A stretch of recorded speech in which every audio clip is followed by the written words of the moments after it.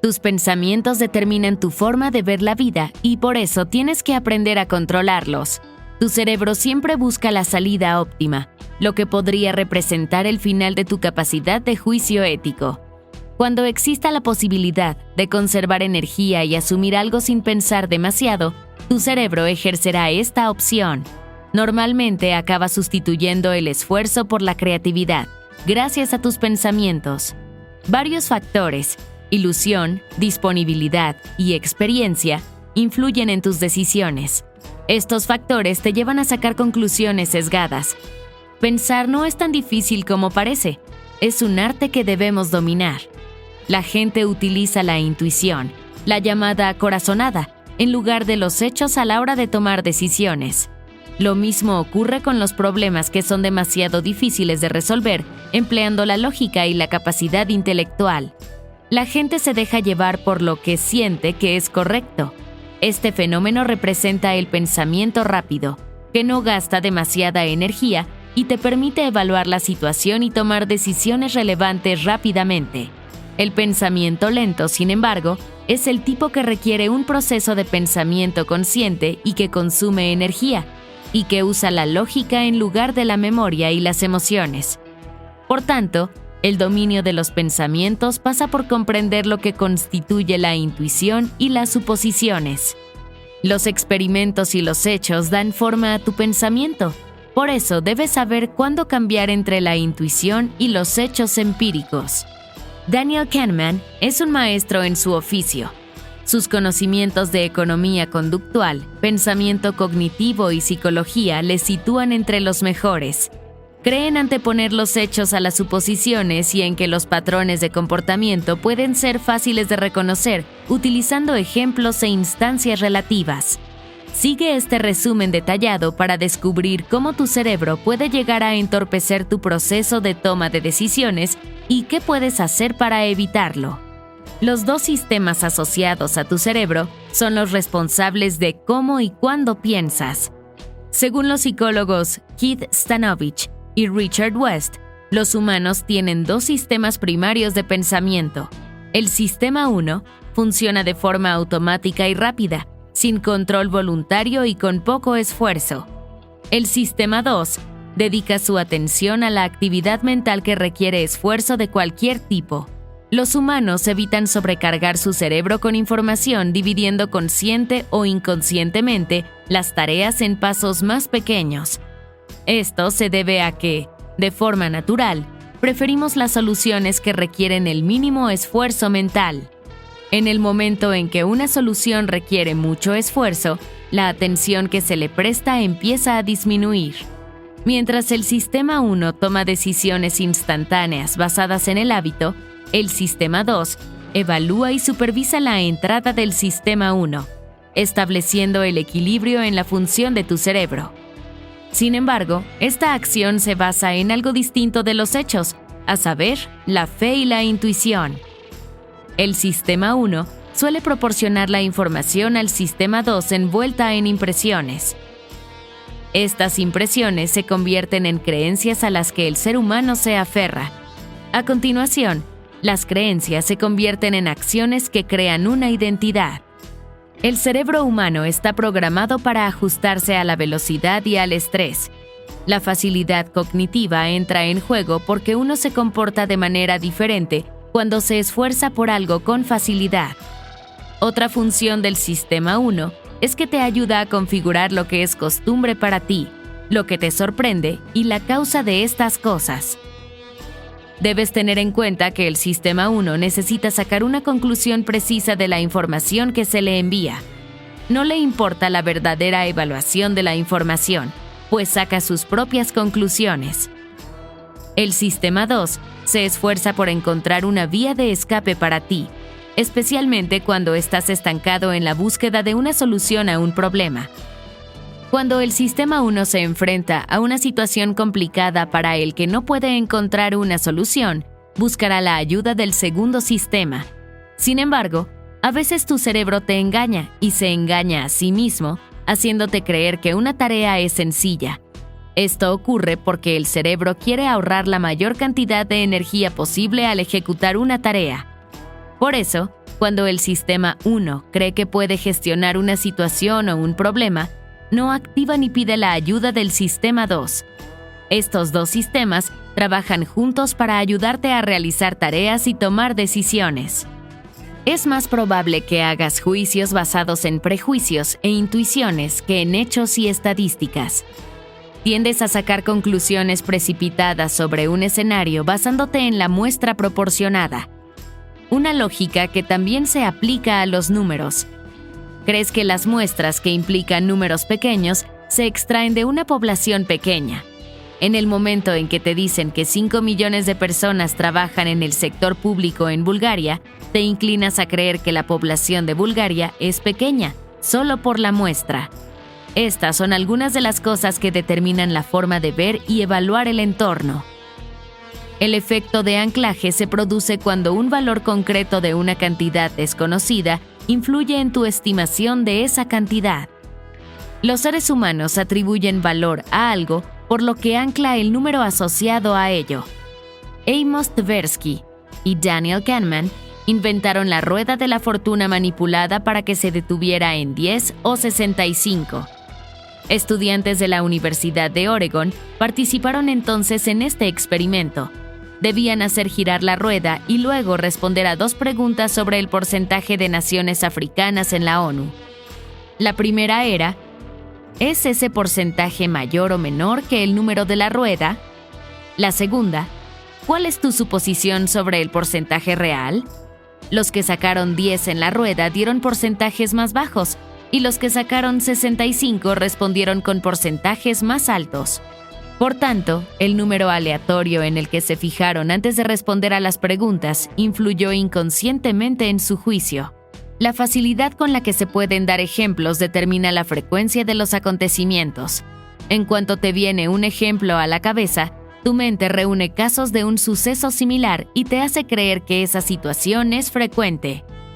Los mecanismos psicológicos que producen el anclaje nos hacen mucho más sugestionables de lo que la mayoría de nosotros querríamos ser. Daniel Kahneman. Un efecto similar se deriva de sucesos traumáticos o incluso de noticias sobre esos sucesos. En consecuencia, después de encontrarte con el informe de un horrible accidente aéreo sin supervivientes, las probabilidades de que decidas volar en avión en el futuro próximo disminuyen drásticamente. Siempre supiste de la posibilidad de accidentes, pero ahora que conoces un ejemplo concreto, la actividad parece más peligrosa que antes. Una historia inadecuada e inexacta afectará al presente y al futuro. La gente basa sus acciones preventivas en escenarios negativos anteriores. Si, por ejemplo, construimos un muro para detener una inundación, lo más probable es que su fuerza y altura dependan del último aguacero más fuerte. Por culpa de los medios de comunicación, hay varios conceptos erróneos sobre el verdadero alcance de las cosas y lo más o menos significativas que son. Los humanos intentan simplificar la vida creyendo en un mundo que es perfecto en sus mentes. Al examinar las pruebas y las tasas base, se sabe que los humanos tienden a centrarse en las pruebas. En pocas palabras, una tasa base es un término estadístico que denota la probabilidad de algo. Las tasas base se producen como resultado de la necesidad de más información. Cuando los datos producidos no son específicos o detallados, aparecen las tasas base, que indican al cerebro que debe llegar a una conclusión basada en suposiciones. Por ejemplo, cuando ves un auto rosa, puedes suponer que su conductor es una mujer, basándote en el estereotipo de que el rosa es un color femenino. En el momento en que el cerebro obtiene información más específica, cambia su enfoque y llega a la conclusión de la evidencia, en un lugar del tipo base. Creer absolutamente en la conclusión extraída de una información detallada puede ser engañoso. Por ejemplo, lo más probable es que un atleta alto y delgado juegue al baloncesto, pero no siempre es así. Cuando sacas tus conclusiones a partir de la descripción de algo, habrá ocasiones en las que acabarás haciendo suposiciones erróneas. Cuando se trata de descripciones, añadir detalles es diferente de ser específico. El simple hecho de añadir elementos a una información hace que sea más creíble, pero no significa que los datos sean exactos. De hecho, solo se parece a una historia, lo que incita a la gente a creerla. Sin embargo, la idea de una buena información es que sea precisa. La precisión puede ser breve cuando se trata de describir un escenario. La capacidad de ser específico te ayuda a pensar con rapidez. Si te importa que se piense que eres creíble e inteligente, no utilices un lenguaje complejo cuando basta con un lenguaje más sencillo. Daniel Kahneman. Las estadísticas de datos nos ayudarán a sacar conclusiones, pero no serán tan informativas como las experiencias reales de la vida. Si vienes de un lugar donde los seres humanos no comen animales, te costaría creer que son responsables de la muerte del 65% de los animales de todo el mundo. Además, independientemente de los hechos y las estadísticas existentes, una situación determinada no tiene por qué seguir siempre el mismo patrón. Que un asesino en serie haya aterrorizado a una comunidad durante un año no significa que la muerte subsecuente sea del mismo asesino en serie. Los hechos existentes ayudan ante la ausencia de cualquier otra información. Las predicciones proceden de un cuidadoso estudio de los acontecimientos pasados, la frecuencia actual de los mismos acontecimientos y las posibilidades futuras de que ocurran. Las predicciones y los pronósticos forman parte de la vida cotidiana. En todos los campos de estudio, los expertos y los profesionales hacen predicciones basadas en los cálculos y los hechos disponibles. Algunas predicciones se basan intuitivamente en hechos recientes, en la experiencia o en la familiaridad. Al ver indicios específicos, se puede deducir lo que va a ocurrir a continuación. Sin embargo, existen otras cosas que no se pueden predecir o pronosticar sin mostrar un sesgo. Para realizar predicciones sin sesgo, hay que empezar con la información promedio disponible y luego trabajar gradualmente para obtener más datos a partir de las pautas, las estadísticas y los hechos existentes. Corregir tus predicciones intuitivas es el trabajo del Sistema 2. El Sistema 2 es el responsable del trabajo duro, por lo que recopila información de lo que has experimentado y de lo que estás experimentando. Si no se controlan, las predicciones intuitivas pueden causar problemas. No es fácil detenerlas, pero puedes resistirte a su dominio entrenándote para identificarlas. Puedes controlar tu pensamiento manteniendo la vigilancia ante ellas. La ilusión de comprensión determina e influye en la forma en que las personas ven y enfocan la vida. La gente reescribe el conocimiento acumulado para que encaje en determinados planes. Esta ilusión solo habla de algo que ocurrió mientras pasa por alto lo que no ocurrió. Estas narraciones sesgadas han creado la falsa noción de que, mientras se conozca el pasado, se puede modelar y remodelar el futuro. Sin embargo, ¿cuál es la mejor manera de modelar un futuro cuando el conocimiento sobre la historia está sesgado y tergiversado para adaptarse a determinadas narrativas? ¿Sabías que, según Media Statistics, el 52% de los estadounidenses dicen que encuentran frecuentemente noticias falsas en Internet? Un acontecimiento exitoso hace que la gente crea que los pasos que conducen al siguiente acontecimiento deben de ser igual de exitosos. Por mucho que creas que conoces tu pasado, la mayoría de las historias que has escuchado solo hablan del acontecimiento y descuidan los sucesos anteriores. La validación proviene de la creencia la mayoría de las veces.